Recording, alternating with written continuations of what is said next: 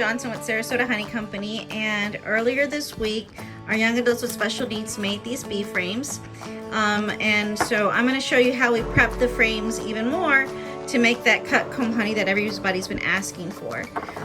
So what you'll need is, this is a little device that us beekeepers use to sop up the wax. It's sort of like when you put a straw in some water, then you put your fingers on the top. It kind of works the same way, but if you don't want to use that, then you can just use a spoon.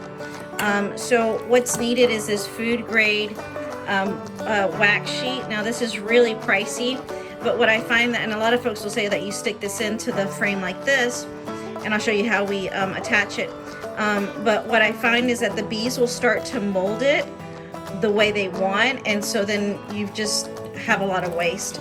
So and you spent all that money. So what we do here is that we find that if we cut that one sheet into quarters, then when you're having at least maybe an inch or so, it'll be enough for the bees to get started and make that cut comb honey. So you've got this seam here, and we're gonna put the wax, this food grade wax, into the seam, and this is actually quite flimsy. Unfortunately, that when the bees build this out and we cut out the honeycomb, it pretty much renders this frame very hard to reuse, and that's probably why, well, that's part of the reason why cut comb honey is so expensive. So anyhow, I'm gonna use a spoon because this is an easier device. I'm gonna pour it into the seam, and this is a little bit harder because this other wax, this food grade wax, is so thin that sometimes it'll melt and it won't attach right. So I'm gonna try to, I'm trying to do this one with one hand, trying to get it to stick to the frame, putting it into the seam. And again, we want to make sure that it's nice and straight, and this is just to get the bees started.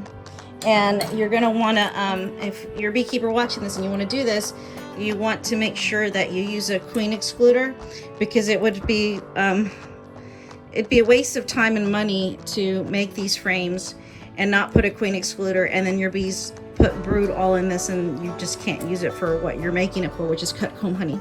So it looks like it's pretty well attached, and I just want to make sure that it's nice and straight. And yeah, so this frame is good to go now. So one down, and oh gosh, over 500 more to go. It's gonna be a long night. Thanks for watching, and I hope you learned something new and maybe gain a new appreciation about how much work goes into making cut comb honey by us, and more so our honeybees. Thanks, and have a blessed day.